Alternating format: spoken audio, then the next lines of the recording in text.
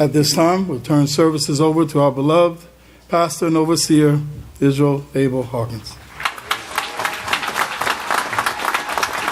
Shalom, everyone. You may be seated. Hope you have your books of Yahweh with you, pencil and paper.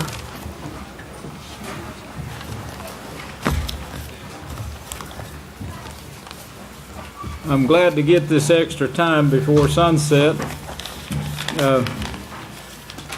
Some of this I want to cover during the feast, and some of it I wanted to cover tonight if we possibly can.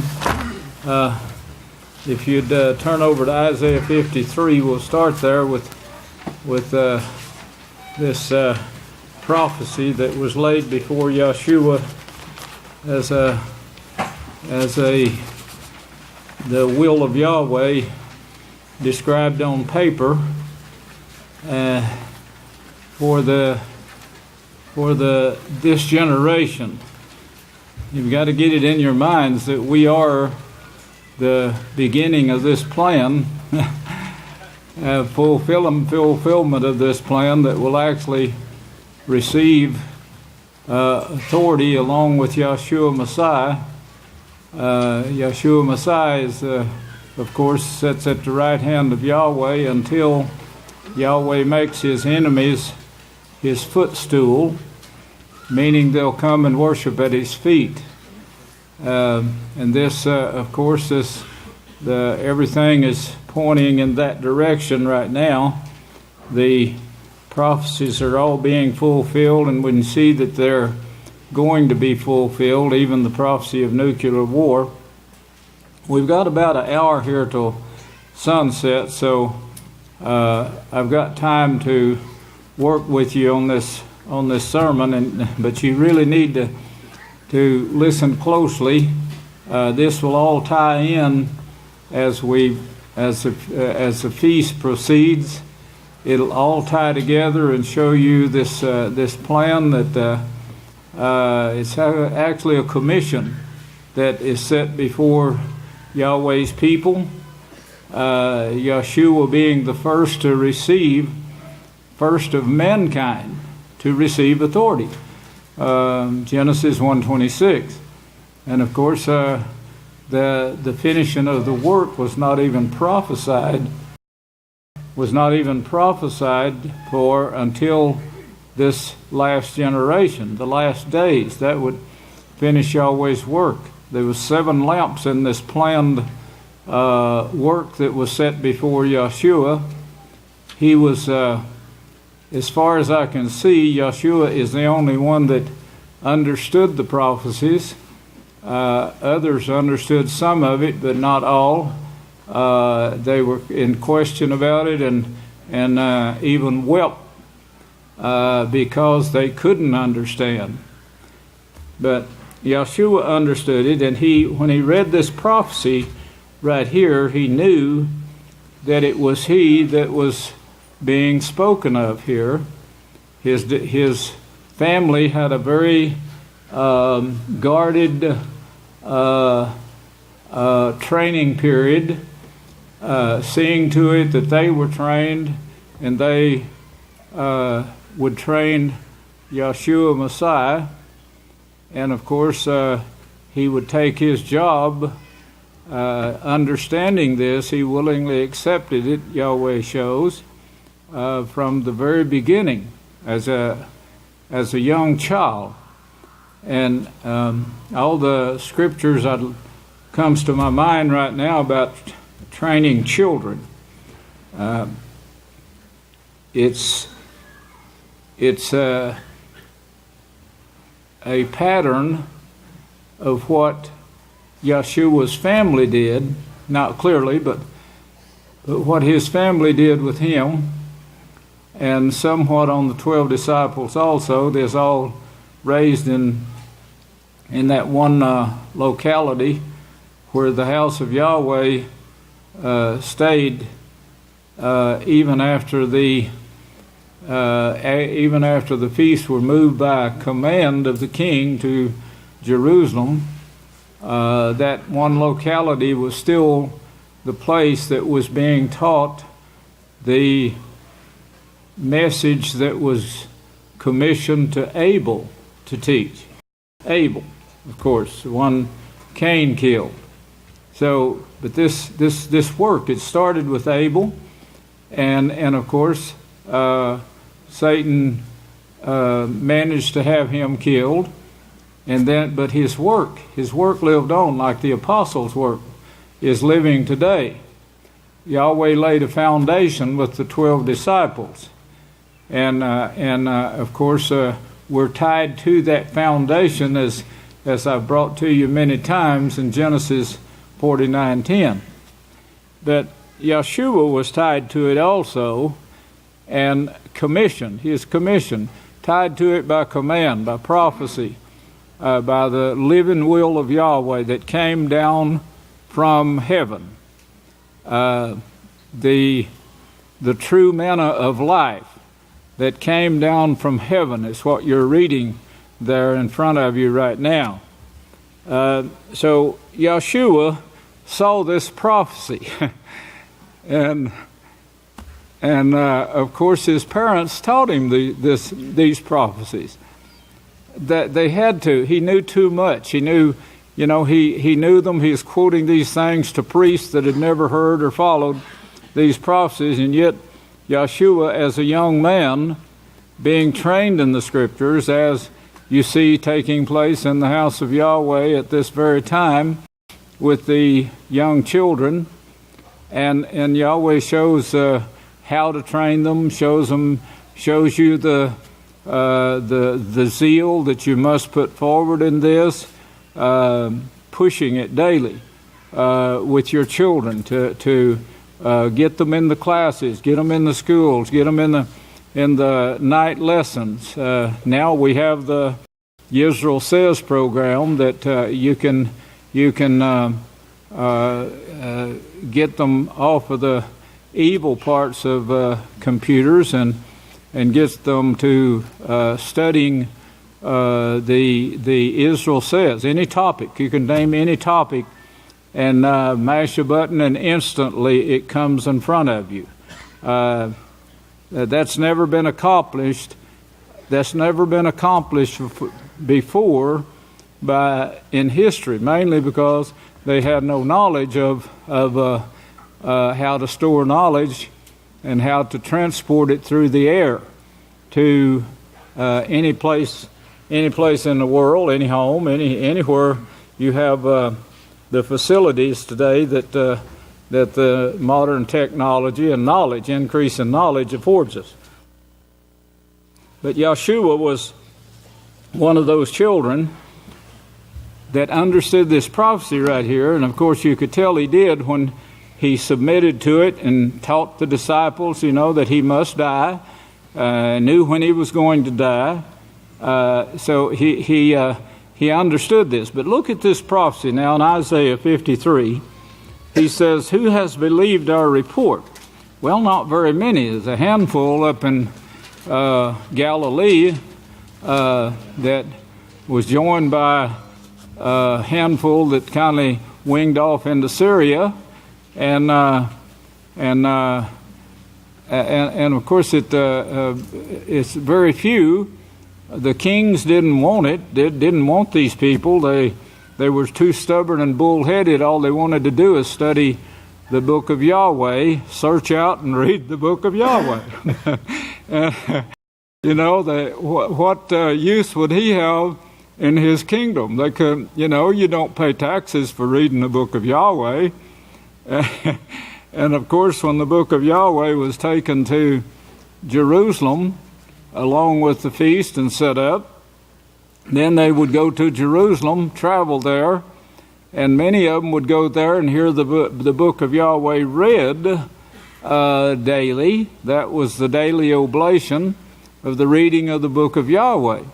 And of course, once they heard it read, they also knew that the kings that was ruling the nations and the priests that was ruling the kings, the priests, the high priests of the ruling religions, they knew that they weren't keeping those laws that they were being read, and the priests were actually being forced by the law of Moshe to read those laws daily and all you had to do is sit there and listen to it being read.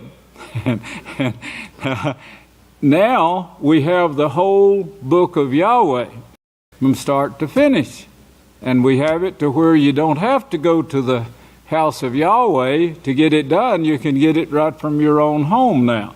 So you see, there's a plan being worked out, started with Abel, that's come down to our time with the modern technology, but actually prophesied to be able to do this in this time period.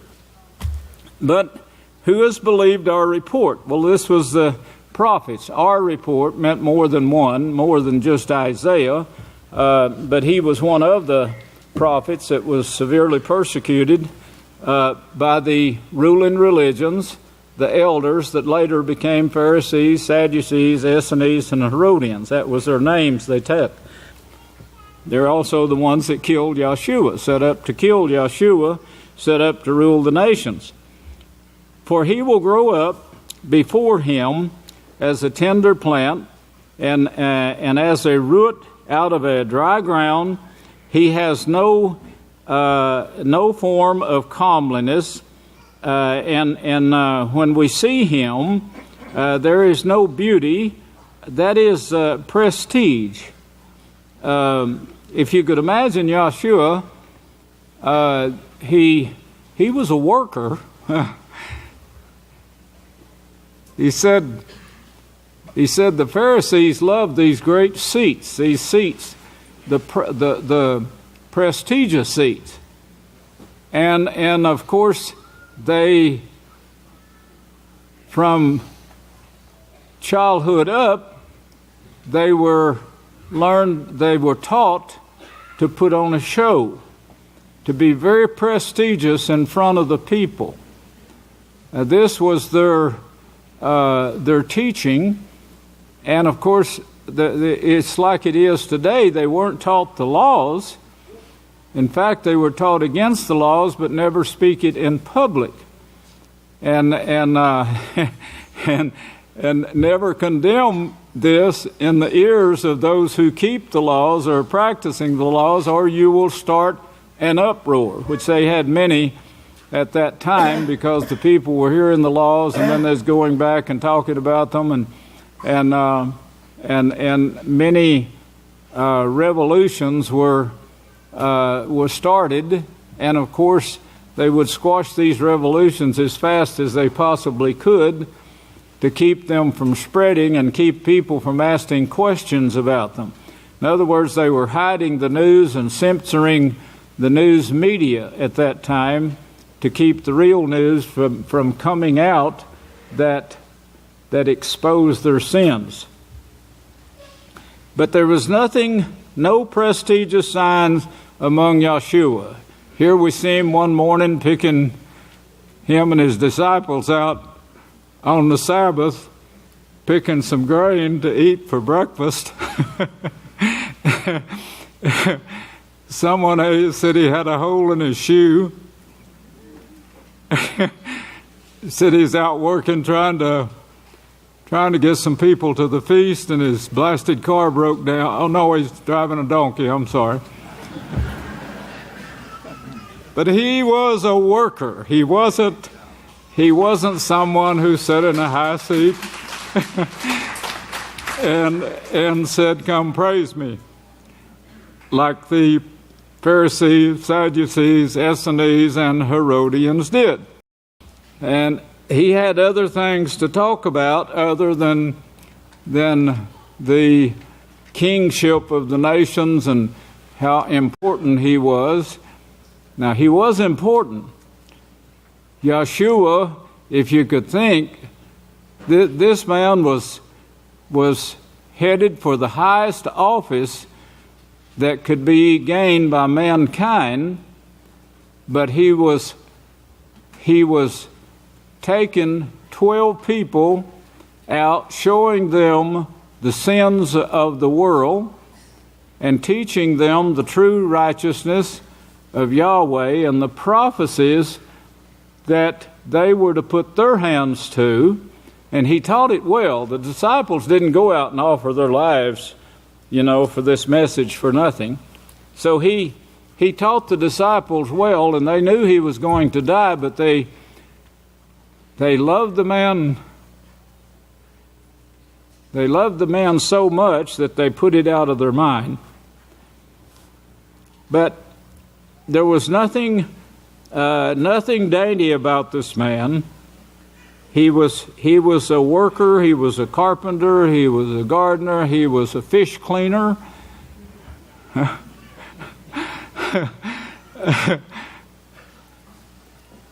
I can see him now in the cow milkers and the goat milkers and the cheese makers and the kitchen preparing food, and I can see him all over this place.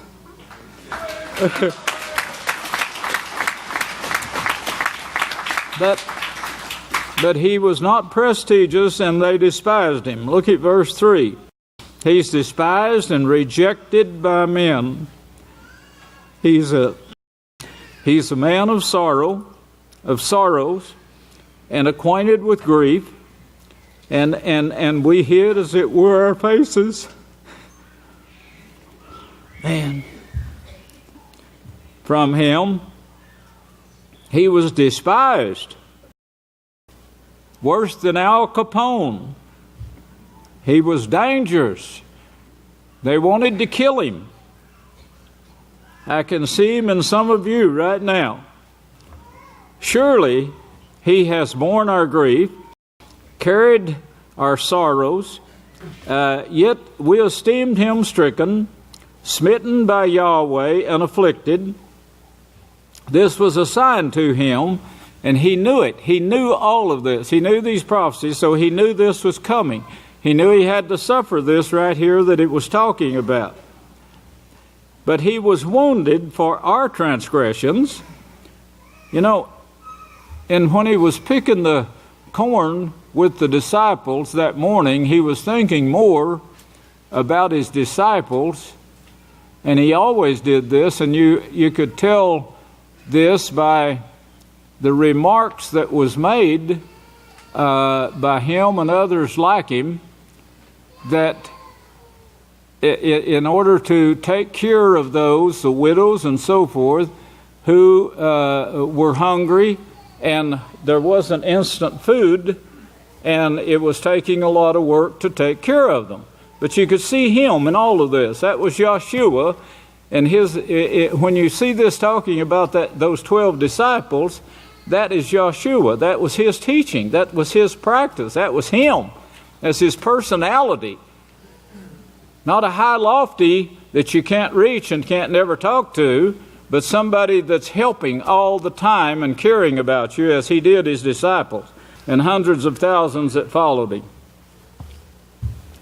Verse 4, surely he has borne our grief. Verse 5, he was wounded for our transgressions, and he was bruised for our iniquities. The chastisement of our peace was upon him, and by his stripes we're healed.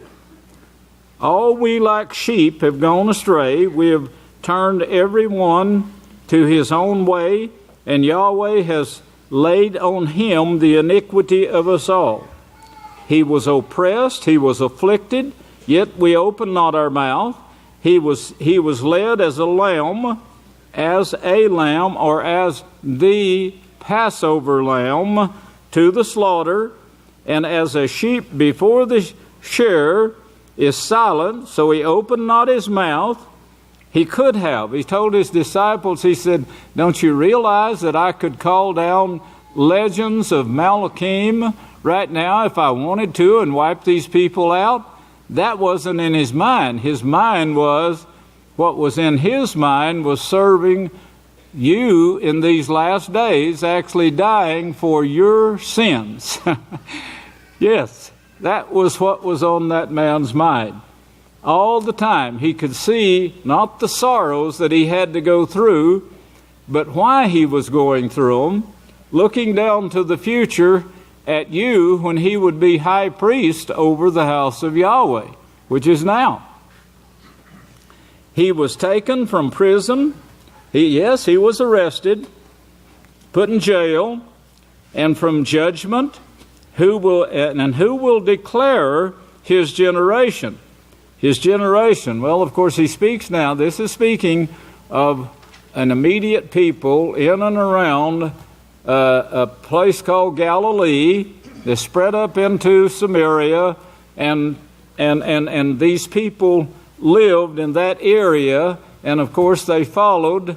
They probably had copies that many of them had made of the book of Yahweh. Search out the book of Yahweh. This same prophet here said it in Isaiah 34, verse 16. Search out the book of Yahweh and read.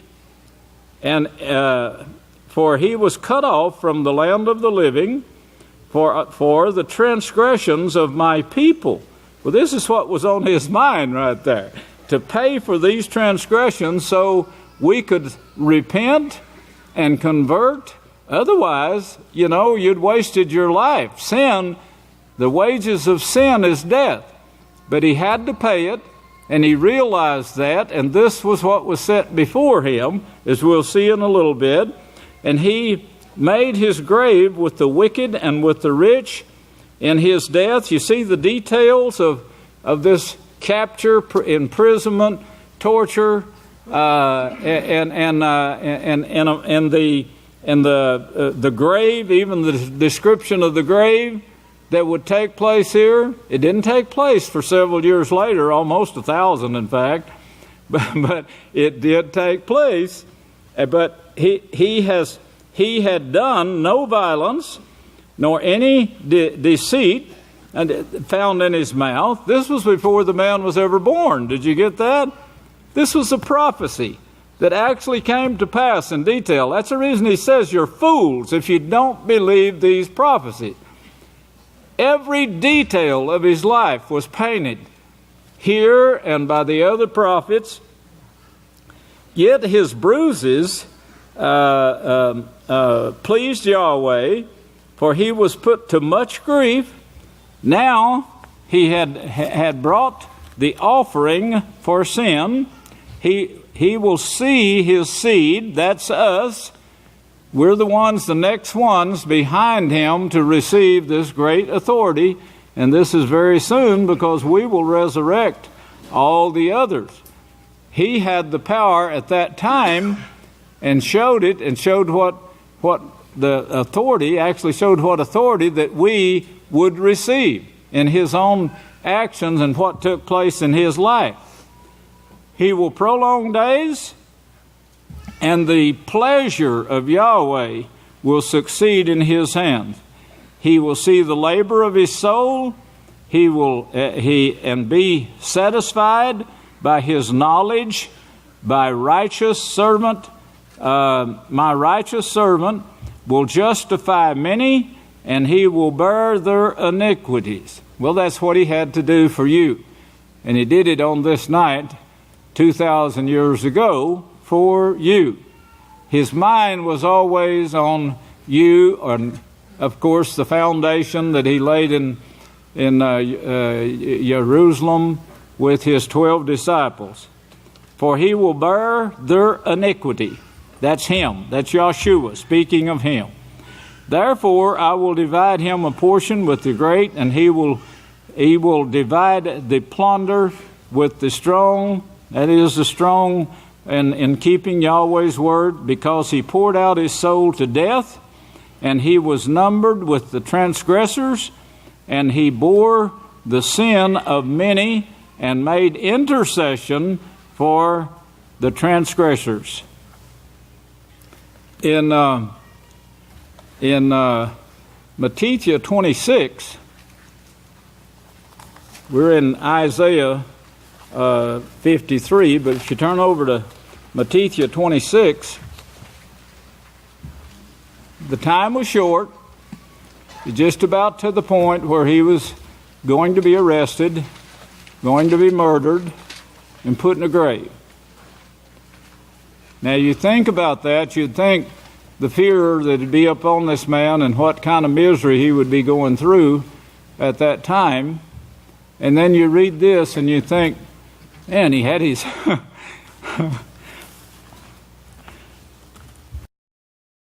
he wasn't thinking about himself. When Yahshua had finished all these sayings, which go back and he is explaining to his disciples, all that was going to take place with him. They didn't quite believe it, didn't believe it after the death. It was quite a while that they were convinced after the death, before he appeared unto them, and then they finally started believing. But it was hard to believe. Who has believed our report? Why did he put that there? Because some people just don't, they're hard to get to believe these prophecies, even though they're coming to pass one by one, and some of them, they came to pass hundreds and thousands of years later. No way you could force something like that and oversee it. The people that made them were dead, and the Catholic Church made them even forgotten by taking the book of Yahweh away from them, taking it to Rome and hiding it for 1,500 years.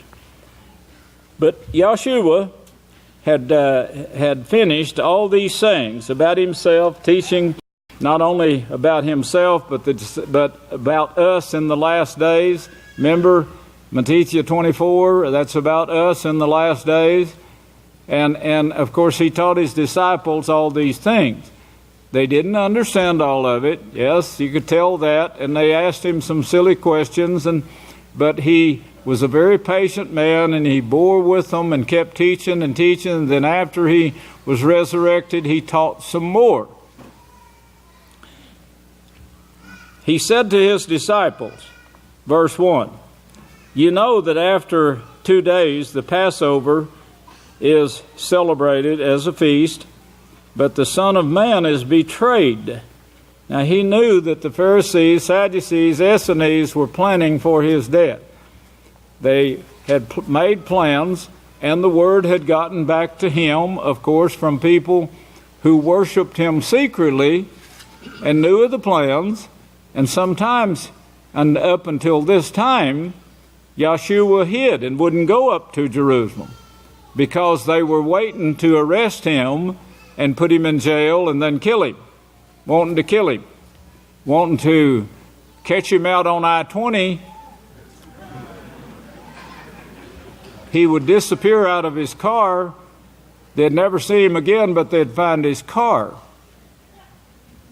I'm sorry, got to get back to the donkeys. Some of you know what I'm talking about.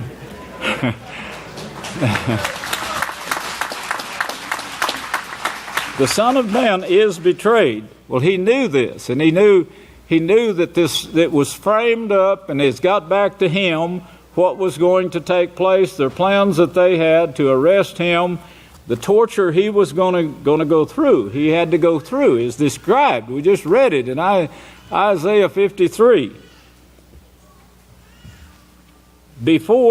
Prior to the feast, to be sacrificed. He was going to be sacrificed like the lamb. And the chief priests, the scribes, and the elders of the people assembled at the palace. Now, if you see that word elders, this should remind you back in the days of Samuel, when they actually, the elders, they called them the elders of Israel at that time, the elders of the tribes, they rose up together and in force, and they organized themselves, and so they were a power to deal with, and they rose up before Samuel and said, "We don't want Yahweh's rule anymore." And Yahweh said they want to go and worship gods. They came out of Egypt. This has been their plan all of this time, and they've been doing it all this time. They haven't stopped. So they're worshiping the gods as Satan, the evil gods, as is shown in Genesis 3:5. And they're called elders here, but notice it's made known here that they are in this power. The chief priests, the scribes, the elders of the people assembled at the palace of the high priest. So they were all in on this. Now this is the same high priest that gave orders in Acts 7 to the Roman soldiers, if you remember, to the Apostle Shaul being one of them, to Rome. They were the roving soldiers that went out hunting people who were taught to gossip like Nora about the Savior, Yahshua. All of this was framed up, and they had it to where they thought they could keep it under control. They could keep Yahweh's name down. Is blasphemy to pronounce the name Yahweh. This is what they told the people. His name is too righteous to pronounce. It's too great, too holy for us people to pronounce. In other words, forget his name. And they took it out of the scriptures and so forth. None of the prophets did this, but these Pharisees, Sadducees, Essenes, and Herodians, the elders of Israel that rose up against Samuel, that's the children of the elders. They were still following the system and still had this organization that kept it under control. But at this time they were trying to wipe out the teaching of Yahweh, the teaching of the Savior who was to come and be sacrificed for the last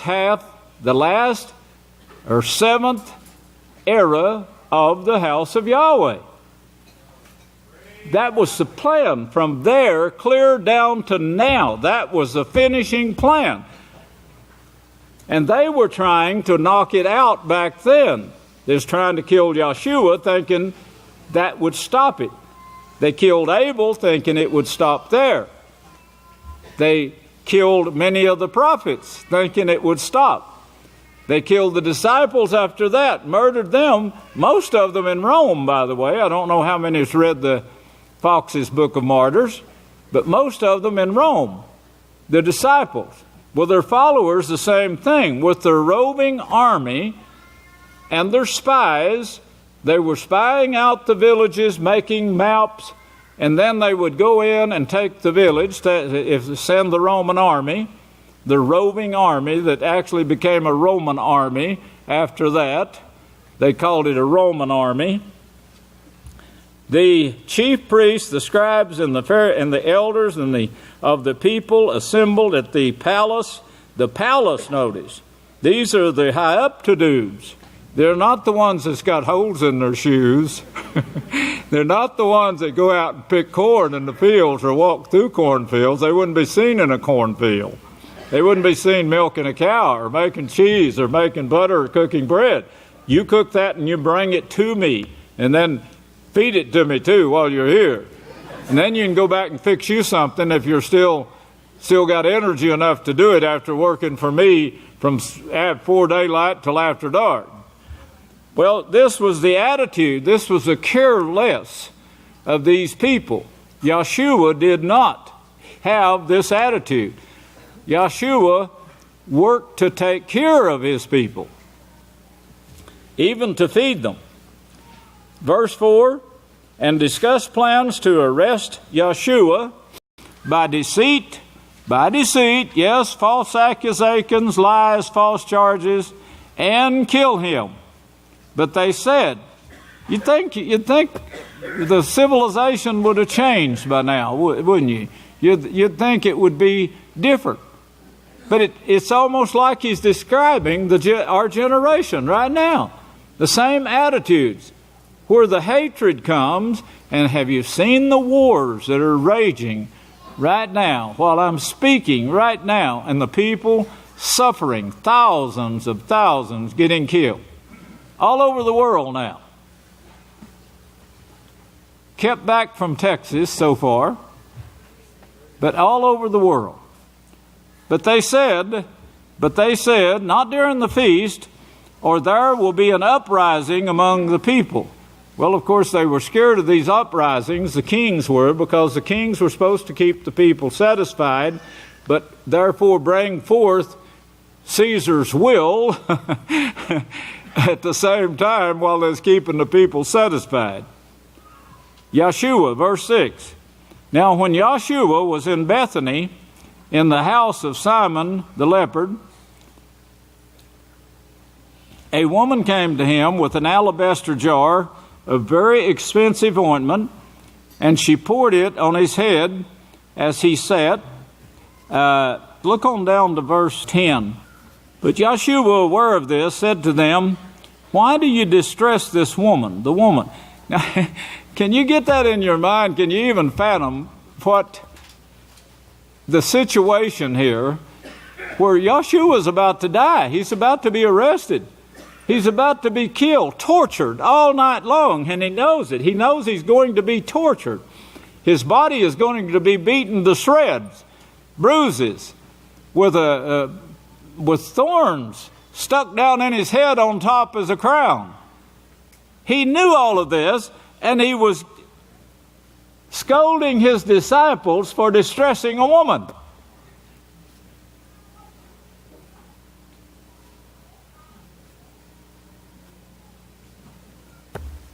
You see the caring there, that man?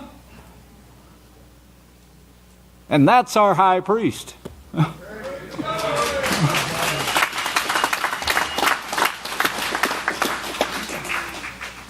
Yahshua, aware of this, said to them, "Why do you distress the woman? For she has done a righteous work to me. For you have the poor with you always, but me you do not have always. For in pouring this expensive ointment on my body, she did it for my burial." Now, you can also see that there's some hidden messages here that's not talked about, but it's also talked about. It's made known that this woman was taught. She knew a lot about the Scriptures, and she knew this man was going to die. And she is the one chosen to anoint him for this burial, which had to be done. And it's in the law. The laws was already spoken of that this would be done. So it became law. Truly I say to you, wherever this message, that is the message of the kingdom of Yahweh, this is the only place you'll find the message of the kingdom of Yahweh, is at his house. Truly I say to you, wherever this message of the kingdom of Yahweh will be preached in the whole world, what this woman has done, and this is going out to the whole world, by the way, what this woman has done will also be told as a memorial of her. Now that's on the night when he knew all of this stuff was going to take place with him. He's going to be brutally taken. Then one of the 12, called Yada, Iscariot, went to the chief priest, and then he got money for it, 30 pieces of silver, and then of course he took that money and later on brought it back to him and bought Yahshua back. But they lost their deal, hoping to wipe out Yahshua and hoping to wipe out the commission that he had been given in Genesis. We'll go into that the next time I speak, Yahweh willing. But in Hebrews, I want you to turn over to Hebrews, a book that I say is written by Yahshua. I think he had, the way that it's written, I think he had a writer. And I think it's because it's speaking first person sometimes and second person sometimes. But you find that in the other writings too, where Isaiah and Yahshua speak. So that's no surprise. Now some people put the epistle of St. Paul, but they just add that. There's nothing in the book of Hebrews that says who wrote it. But the knowledge in this book is way past anything I've seen in the entire Scriptures of any of the prophets. It amazes me every time I study this book to see what a magnificent writing and writer he was, and how he brought this forth so simply, but he hid so many things here from the world. It's so amazing. But anyway, if you'll turn over to Hebrews 12, and we'll start this right here, and then during the feast I hope to bring more on this, and then thereafter I want to bring more, because we're to the point of finishing this commission that was given to, actually ordained, prophesied by the prophets of old concerning Yahshua, who is now high priest over the house of Yahweh. All of that was prophesied, that Yahshua would be sitting at the right hand of Yahweh with the power given to him of high priest, but not just over the world. He prayed not for the world. Yahshua could make it rain without bringing $400,000, $400 million worth of hail. Hail and high water. Well, anyway, Hebrews 12 here in verse 1. Now look at this closely, because in these two verses right here, you could preach 100 sermons if you would just study this and see what this man is showing you here. I've never seen anything like it, and the more I study it, the more I see how brilliant. It's almost like having the mind of Yahweh Himself when you read this. Therefore, since we are surrounded by such a great cloud of witnesses, what's he talking about there? Witnesses. I call heaven and earth to witness this against you. Deuteronomy, remember that? I call heaven and earth. That's what he's referring to here. These witnesses that is looking at you right now from heaven and earth, and believe me, they're looking at us from earth too. We have many enemies on earth, but we have a huge following, secret following right now in the governments and out of the governments that want to see peace brought to the earth. Right now. They are afraid to speak. They're afraid to speak. They're also afraid to speak out against sodomy.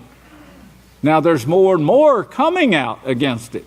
More and more are coming out of the hiding place and saying, no, we don't want this anymore. Well, I think maybe it's because that Yahweh has His house challenging and opposing Babylon. So they hear this, and they're hearing us do this, so they're saying, well, I think that's what we ought to do. In fact, one judge said, why didn't we do this years ago? Why didn't we see this? Why didn't we do this? Why haven't we brought this out before? Now, these are people in offices that are saying this. Senators are saying it.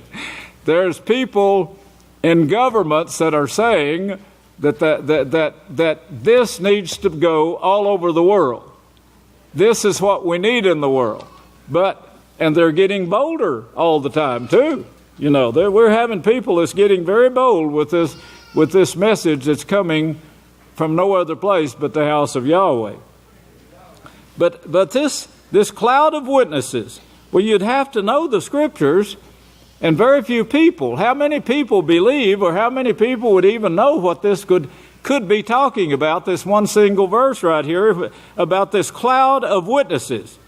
Let us lay aside every weight.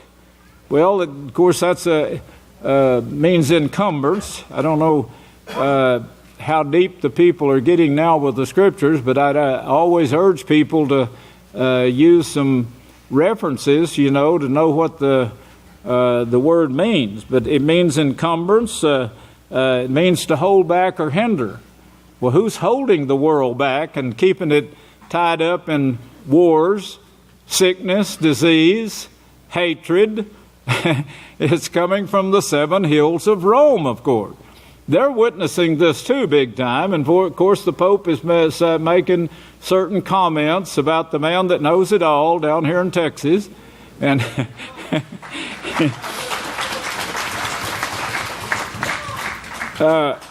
every encumbrance, every hindrance, every burden, to put these things aside, and which are the sins which so easily entraps us. Sins. Well, here now, this book is not doing away with the law. You can see that right here, right? Put away the sins. In other words, sin no more. That's what Yahshua said to the person. Sin no more unless a worse thing come upon you. Sin no more. Well, you see that he's teaching this right here. And in many places, and you see how skillfully he says it, put away these encumbrances and the sin that so easily entraps you. Sin. Well, of course, he tells later what sin is in this same book, and tells you what they did away with and so forth in this same book, and spells it out so perfectly for you. Which so easily entraps you, and let us run the race that is set before us with endurance. Run the race. Well, now, if you, there's more on that. The commentators are fools when they start dealing with this scripture right here. So, if you want to laugh, you could read it, but what they say, but they don't know they wouldn't have the slightest idea of what he's talking about. And unless a person is absolutely educated in the Holy Scriptures, they wouldn't either. You'd never know. But this race that is set before us with endurance, looking to Yahshua, and here's where you find a second person, but it's almost like the first person is speaking in the second person tense. He says, look to Yahshua, the first to receive authority, Genesis 1:26, who was led and perfected by the faith. He was actually led and perfected by the faith, who for the joy, you see that? This man was joyous the night of his murder. He was joyous to say to the world, this woman is going to be talked about throughout all eternity that anointed my body for this burial. He was joyous to be teaching his disciples what was going to be taking place with him. that night, in fact, of his arrest and then suffering and then the crucifixion the next day. Looking to Yahshua, who was led and perfected by the faith, who for the joy that was set before him, where? In a bowl in front of him, in a wine bottle, a beer bottle, what? Is set before him. On a table, surely. This was set before him in prophecy, brethren. This is what he's talking about here. It's set before him in prophecy.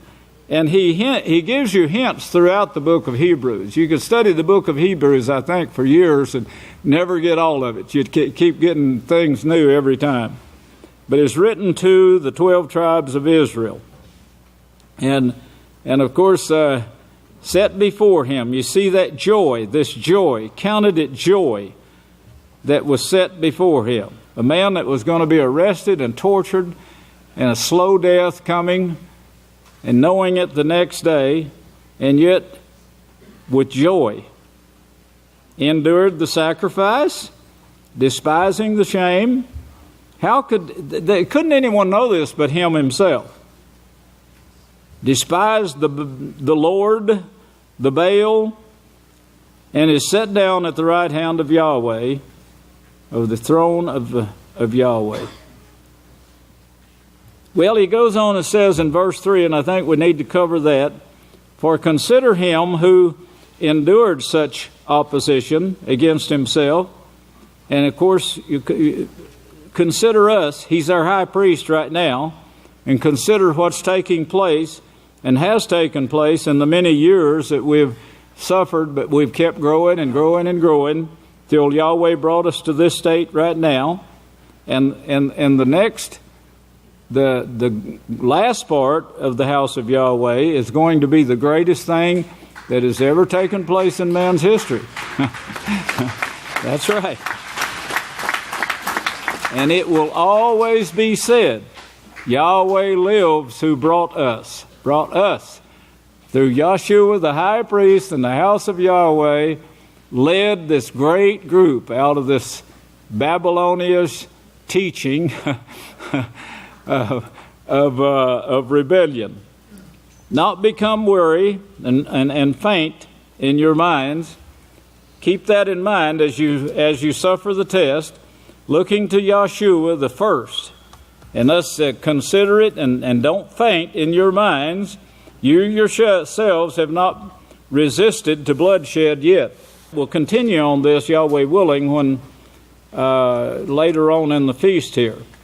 But let's see, I want you to turn to 1 Corinthians and 1 Corinthians 11. 1 Corinthians 11 is written quite differently. Now, this was written by the Apostle Shaul, but it's written quite differently from the book of Hebrews, as you'll see it. Now that I've mentioned it to you, you'll start seeing what I'm talking about in bits and pieces. But in 1 Corinthians 11, and notice verse 23. Now here is something that the Apostle Shaul said that Yahshua himself showed him. It actually came about the same way that Yahshua showed us through his disciples. The foundation that he laid. That foundation will never change, and it's written in this book. That's what we're reading right now, is that foundation. They're the ones. Shaul was taken to the disciples.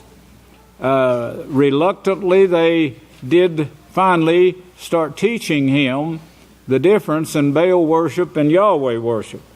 And of course, but in writing on his own, he said what Yahshua showed him, meaning Yahshua inspired him to understand the teaching of the prophets and the apostles. For I received from Yahshua, this is verse 23, 1 Corinthians 11:23. For I received from Yahshua that which I also delivered to you, that Yahshua Messiah on the same night in which he was betrayed took bread, and when he had given thanks, he broke it and said, "Take, eat, this represents my body, which is broken for you. This do in remembrance of me."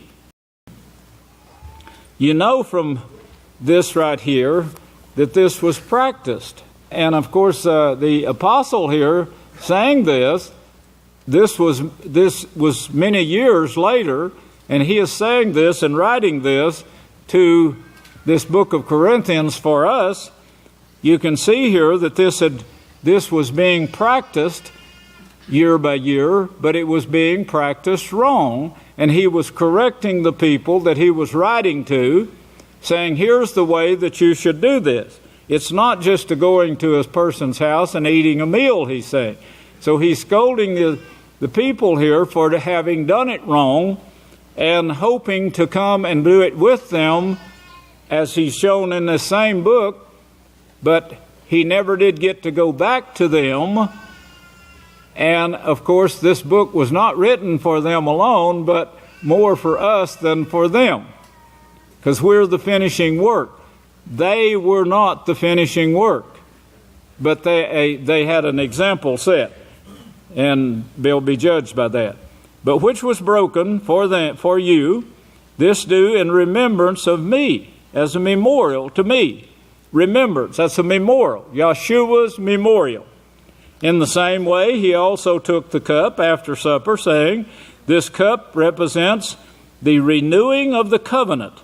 Renewing of the covenant, remember Hebrews 10:21, Yahshua is the high priest of the house of Yahweh, 10:16, This is the covenant that I will renew with them, saith Yahweh. This is the covenant that I will renew. I will put my laws in their hearts, and in their inward parts will I write them. Of the covenant in my blood, this do as often as you drink it in remembrance of me. That covenant, it's a never-ending covenant. Just because the children of Israel turned from this covenant and broke Yahweh's covenant is no sign the covenant disappeared. That covenant still stands, as he said in Hebrews, as Yahshua said in Hebrews 10:16. For as often as you eat this bread, and in 10:16 shows, Hebrews 10:16 shows Yahshua being the one that's teaching that. The high priest over the house of Yahweh, putting the laws of Yahweh in the hearts of the people, as he's doing it right now, as you work and learn and teach and educate yourselves in the work of Yahweh, you become more like Yahshua every day. Even this sermon right now and this night right here has brought you an inch or two closer to the end of this race that is set before us to finish. For as often as you eat this bread and drink this cup, you do show Yahshua's death until he comes. Therefore, whosoever will eat this bread and drink this cup of Yahshua unworthily will be guilty of the body and blood of Yahshua. He's speaking here of submission, as you see over there in verse 2. We'll cover that later on in the feast. But verses 2, 3, and 4, and then again in there, see it in verse 16, then again in verse 19, where he says, "For I believe there have to be frictions among you." When I see these things and hear what's taking place, I see that there's still frictions among you, in order that those who are approved may be plainly evident among you. Well, of course, there's where the frictions was set in. Some people were weak, some were stronger, but they were having friction. Y'all don't have that, I know. You've all grown to unity now, and you never have frictions between you, right? Yeah. Yeah. Well, it'll come. It'll come. And one thing about it, after this, you can start looking forward to Yahshua helping you to enjoy the frictions that come and laugh about it later. Therefore, like we're laughing about it now, right? Didn't amount to a thing, did it? Didn't amount to a hill of beans. We overcome it. And these frictions that today, they'll be forgotten tomorrow, and you can tell your grandchildren later and have a big laugh how stupid I was when I did that. Right? Yeah. Therefore, whosoever will eat this bread unworthily, that is, not submitting to the body, which is you, body of Yahshua, which is you. That's all of you as one body, one family, like the body that was in Galilee, that was laid upon them and their heritage seed to bring Yahshua forth to this day where he was willing to die. He was willing to live a sinless life, never tempted with sin. Well, that can come in teaching. You know, if you know the peaceful solution, you know the right thing to do before the problem ever arises. So this helps you to guard yourself and try to prepare yourself, although it slips up on you a little bit now and then. And you scream and hurt and kick and holler and all kinds of silly things that you'll be laughing about later in the kingdom if you overcome it now, of course. Guilty. Unworthy will be guilty of the body and blood of Yahshua, because you didn't consider the body, that it's the body of Yahshua, which is you, one another. As Yahshua considered the woman on the very night he is going to suffer now, and saying, get off, don't be distressing this woman. Taking care of that woman, like that meant more to him than the suffering that he is going to have to go through. Teaching his disciples, he was still teaching his disciples right there. This is the important thing. bringing forth this plan, that's the important thing. It doesn't make any difference what the oil cost. He had to have that oil. Yes, you could have spent it on poor. There's always poor. We spend money on poor people all the time. I spend myself. I live a poor life. I wear them shoes out before I throw them away. Believe me. But let a man examine himself and see, do you have caring for your brothers and sisters? Are you lacking in it? Look at Yahshua. That's what he's telling you here. Look at Yahshua. He's the finisher of the faith right there. He's the one that shows you the example that he himself followed. And now he reigns with Yahweh as high priest.